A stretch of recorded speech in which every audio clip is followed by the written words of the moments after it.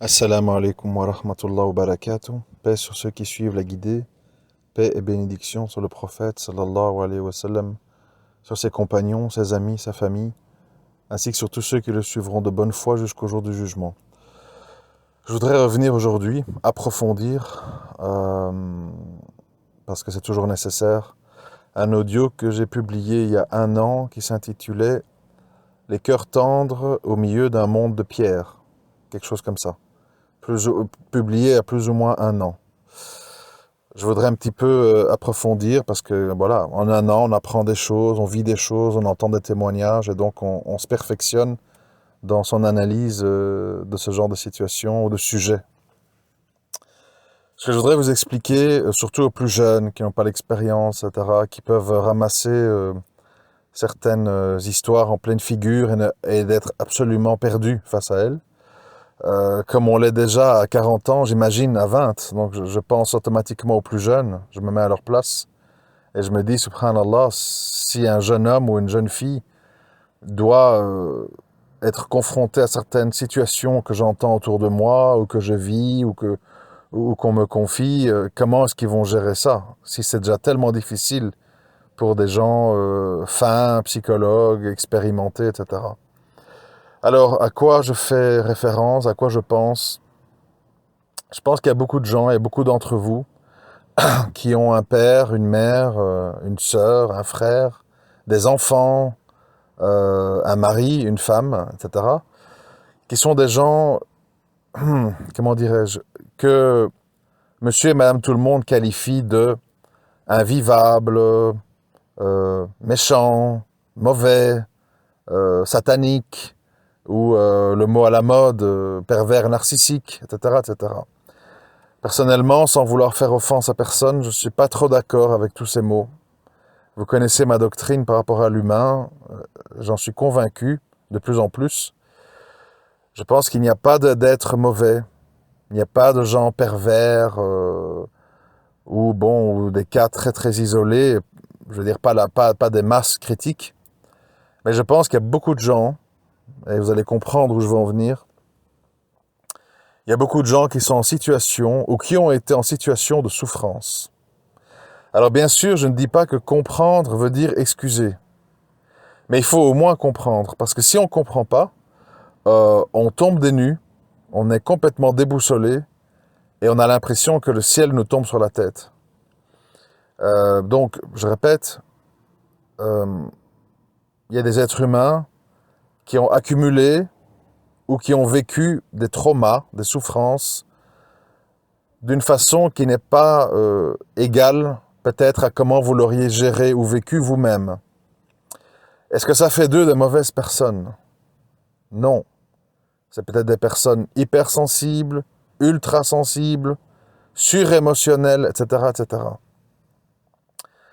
Alors, une fois qu'on a dit ça, on n'a pas tout dit, évidemment, parce que on peut comprendre, voilà, un homme, un chef de famille, il ne trouve pas de travail, il a des dettes, il a de la pression, et donc il réagit violemment, verbalement ou physiquement à certaines situations dans sa famille, avec ses enfants, avec sa femme, etc. Est-ce que cet homme est mauvais? Est-ce que cet homme est un diable? Est-ce que cet homme est un pervers narcissique? Ce serait, pour moi, selon moi, des raccourcis dangereux, très dangereux, parce que faux. La réalité, c'est que la vie n'est pas facile. Certaines épreuves sont très douloureuses pour certaines personnes, les mêmes épreuves un peu moins pour d'autres. C'est comme ça, on n'est pas égaux.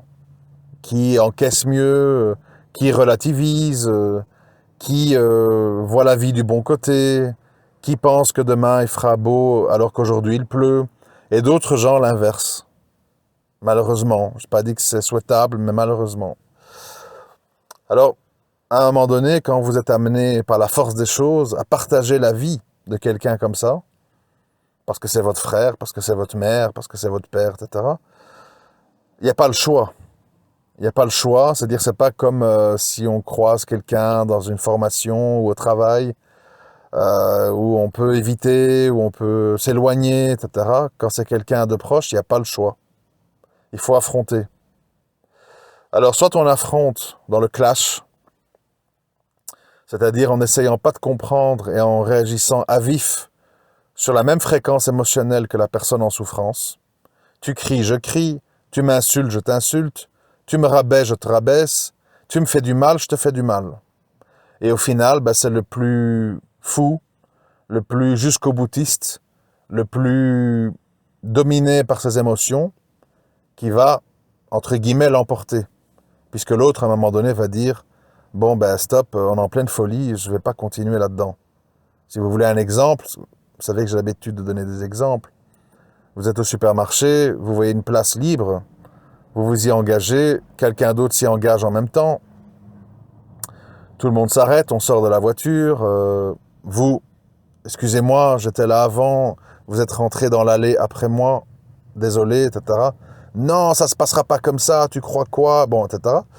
Vous avez le choix, en fait. Soit vous vous embarquez dans une confrontation qui finira bien ou mal, qui finira en bagarre, en menace, en accident de voiture, en scandale, etc., devant les enfants, devant tout le monde. Ou soit vous essayez à un moment donné, si vous êtes le plus raisonnable des deux, de réfléchir et de se dire, bon, qu'est-ce qu'on fait? Est-ce que je vais m'embarquer dans une histoire rocambolesque pour une place de parking que je peux trouver 2 allées plus loin? Ou bien je vais rentrer dans le jeu de cette personne qui manifestement est nerveuse, est éprouvée, est sur les nerfs? Ça, c'est la première chose à se dire. La deuxième chose à se dire, c'est peut-être ce gars, il a eu une très mauvaise journée. Peut-être sa femme lui a mené la vie impossible. Peut-être il a eu un licenciement à son travail. Et si vous commencez à vous dire ça, vous allez commencer à baisser dans le niveau d'énervement. Parce que vous allez entrer dans ce que j'appelle la zone de compassion. C'est-à-dire que vous allez rentrer dans sa vie en élaborant un scénario dans votre esprit qui va vous permettre de dire, bon, tu sais quoi, tu lui dis, écoutez, désolé, c'est pas grave, prenez-la, et tu prends une place plus loin. Et peut-être le gars va dire, quand il va voir ça, oh là là, j'exagère, je m'emballe. Non, écoutez, c'est moi qui suis désolé, vous êtes sûr que ça vous dérange vraiment pas? Et voilà, et il se peut même que vous soyez à la fin bons amis. Bon, j'idéalise, mais il faut parfois. Alors, le même système que je viens de décrire, il faut essayer de l'appliquer avec ses proches. Parce que eux, vous ne les croisez pas dans un parking, vous vivez avec eux tous les jours, 365 jours par an, pour X nombre d'années. Alors bien sûr, la facilité, surtout si on parle de mari et femme, c'est il ou elle m'a insulté, il ou elle m'a rabaissé, il ou elle m'a blessé. Moi, tu sais quoi, c'est bon, ça me saoule, ciao, à la prochaine. C'est comme ça que beaucoup de couples finissent. Et après, les gens regrettent, mais avec l'orgueil, je vais pas lui dire que je regrette parce que c'est aussi sa faute. Et il n'aurait pas dû me provoquer. Bon, voilà, on connaît l'âme humaine, extrêmement capricieuse, extrêmement orgueilleuse. Et évidemment, Satan se délecte de tout ça. Alors voilà, à un moment donné, il y a un équilibre très très délicat, qui est loin d'être facile, puis c'est pour ça que je vous ai dit, à 40 ans, on a du mal, malgré qu'on ait peut-être fin d'esprit. J'imagine à 20, si on est un peu extrême ou émotif ou inexpérimenté. Après, il y a tout ce travail de dire, je dois essayer de comprendre, je dois essayer de désamorcer la crise, je dois essayer de trouver une fin, une issue heureuse, mais à quel prix? Parce que le problème, il est là. Il y a des situations où le prix n'est pas élevé, comme l'exemple du parking que j'ai donné avec les 2 personnes. Il s'agit de marcher un peu sur son orgueil, d'avoir un peu de compassion et l'affaire est réglée. Et puis, il y a des choses plus délicates, c'est-à-dire que quand on a en face de soi quelqu'un qui est complètement embourbé dans ses certitudes, dans ses souffrances, dans son grand moi, dans le culte de sa vie personnelle, et qui n'est pas parce qu'il n'a pas les capacités, tellement il est submergé par tout ça, qui n'est pas dans le compassionnel, en se disant Ça fait une demi-heure que je gueule, ça devient vraiment exagéré. Les voisins, ils vont appeler la police. Bon, quelqu'un qui est dans l'incapacité mentale, physique, etc., de faire cette démarche, d'avoir conscience de ce qui lui arrive, d'avoir conscience de l'exagération face aux faits. C'est délicat. C'est délicat parce qu'en fait, soit vous devez subir quelqu'un d'invivable. À nouveau, je prends l'exemple, les hommes qui rentrent sous chez eux, qui frappent tout le monde, etc. Ça existe. C'est bien beau de dire c'est un bon père, c'est un travailleur, il fait toutes ses prières à l'heure, quand il n'a pas bu, il est gentil, bon. Mais le fait est c'est que quand il a bu, quand il a fumé, enfin, faites ce que vous voulez, hein, c'est des exemples, le fait est c'est qu'il fait des dégâts. Il fait des dégâts qui traumatisent tout le monde, mais vous êtes pris dans une sorte de chantage affectif, parce que inconscient, je précise, parce que d'un côté, cette personne, vous savez qu'elle a un bon fond, vous savez qu'elle elle cherche Allah, vous savez qu'elle aime ses enfants, et vous savez que vous avez bâti quelque chose avec cette personne. Mais le problème reste que comment gérer les dérives dangereuses. Et c'est là toute la problématique et tout le travail qu'à un moment donné, il faut faire. Alors, le travail consiste en quoi? C'est de faire tout ce que j'ai dit avant, compassion, se mettre à la place, désamorcer, etc. Mais aussi de se dire jusqu'où ça va aller, jusqu'au moment où je vais devoir dire stop pour des raisons de survie, des raisons de force majeure. Il faut fixer une limite. Et voilà comment, sans que personne ne soit pervers, mauvais, satanique, tout ce que vous voulez, voilà comment parfois dans la vie, il faut s'éloigner d'un père, d'une mère, d'un frère, d'une sœur, d'un mari, d'une femme. On doit s'éloigner, pas en diabolisant l'autre, ou en disant tout est de sa faute, ou en disant il est invivable, il est monstrueux, etc. Mais en se disant, il a certainement ses raisons, il est certainement en grande souffrance pour X, Y raison, mais je dois survivre. Mais je ne peux pas être écrasé par sa souffrance. Je ne peux pas être asphyxié par sa détresse. Et voilà comment parfois une relation paternelle, maternelle, une relation amoureuse, entre guillemets, de couple, de mariage, se termine parce que, vous savez, c'est un grand mystère, en fait, que je n'ai pas encore résolu, franchement. C'est un grand mystère de savoir pourquoi telle âme, au contact de telle autre âme, réagit comme ci ou comme ça. Pourquoi telle personne qui est nerveuse, qui est agitée, au contact d'une personne qui est différente de vous, elle n'est pas comme ça. Et donc, à un moment donné, il faut aussi se dire, cette personne qui me fait souffrir, cette personne qui a un côté invivable pour des raisons multiples, c'est peut-être moi qui inconsciemment provoque ça en lui ou en elle. Alors ça, les gens, ils n'aiment pas. Parce que c'est souvent, mais non, j'ai tout bien fait, mais non, j'ai rien dit, mais non. Et puis, si on gratte un peu, on va remarquer que cette personne n'est pas toujours comme ça. Je vous prends un exemple, tiens, voilà, c'est mieux, les exemples. Je parle de gens décédés, bon, mais que j'ai connus. En l'occurrence, mon grand-père et ma grand-mère paternelle. Donc, mon grand-père, en public, ou au contact d'inconnus, était un homme très blagueur, très chaleureux, très généreux, très, comme on dit en anglais, friendly, se lie d'amitié très vite avec les gens. Il fait des blagues, il fait rire les gens autour de la table, etc., etc. Et donc, voilà, on a une certaine image de lui. Par contre, au contact de son épouse, en privé, c'est quelqu'un de grave, c'est quelqu'un de pessimiste, c'est quelqu'un de... Enfin, c'était quelqu'un, pardon. assez vite blessé, qui tombait assez rapidement dans une certaine violence verbale, ou violence au volant, quand il estimait qu'un autre chauffeur l'avait fait un sale coup, etc. Enfin bref, tout à fait un autre être humain. Pourtant, c'était le même. Moi, j'ai vu les deux personnages, c'était le même, mais c'était une autre personne. Alors, la réponse facile que beaucoup de gens pourraient dire, mais qui est fausse, c'est de dire, ouais, en public, il aime bien se montrer, en fait, c'est un m'as-tu vu, et quand il est avec ses proches, c'est sa vraie nature qui ressort, c'est un manipulateur, enfin, tous les mots qu'on entend, la pervers, ou je sais pas quoi. En fait, non, c'est pas ça.